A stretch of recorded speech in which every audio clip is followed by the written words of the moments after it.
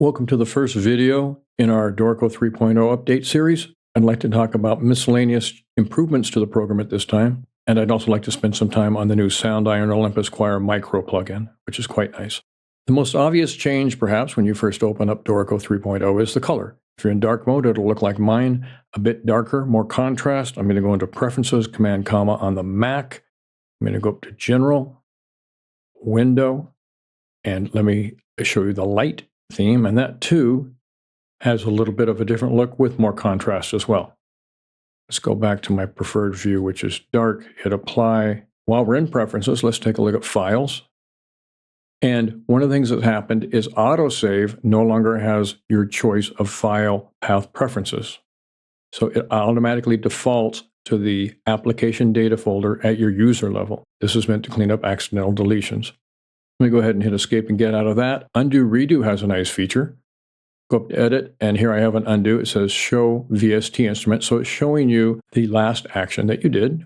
There's been updates to the install and licensing processes here. And another nice under the hood improvement is how deleted files are handled. No longer are they deleted and gone, but rather sent to the trash can and available for recovery if needed.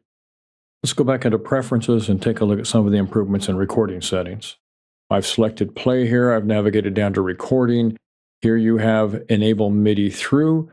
If you want to hear sounds on your MIDI controller, make sure this is checked. If you prefer not to hear them, make sure it's unchecked.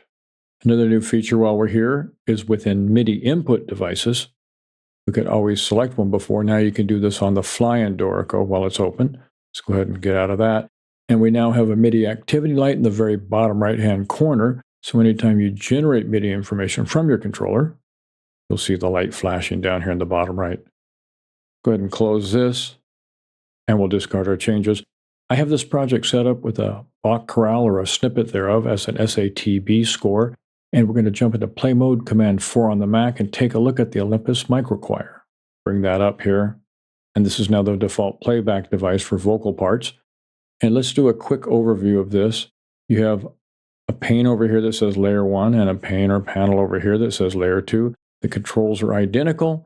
Layer 1 represents the lower voices or the men's voices. Layer 2, the women or higher voices. Starting at the top, you can turn the layer on or off.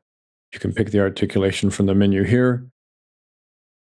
You have pan here, self-apparent. We have swell, and swell is actually interactive with the dynamic slider down here. If I move my dynamic slider all the way to the left, the dynamics will only be controlled by MIDI velocity. And moved all the way to the right, it is going to be controlled by the swell knob only. This is mapped to CC 72 and 73 by default. So here we have attack, we have offset of that attack, and we have the release and the release volume over here. Again, layer 1, men's or lower voices, layer 2, women's or higher voices. They're identical controls. In the middle, you can blend. This can be turned on or off. Again, the same type of slider concept. You can move it to the left. All 1 or men's voices, move it to the right. All 2 or women's voices. You can choose to activate various elements. Here I've chosen legato. I can choose to toggle legato on and off for the men's side or for the women's side. We have some controls here. We can affect vibrato if we'd like. Choose to have them active or not for either side. And lastly, we can set the range, and this is probably project specific, but you can say I do not want the men's voices to go any higher than, say, C4, which is middle C, and here we have the women's down to B3 and up to E5. You get interactivity with the keys down here as you modify these, and that's really the extent of the player. Let's go ahead and close this, and we can go back and listen.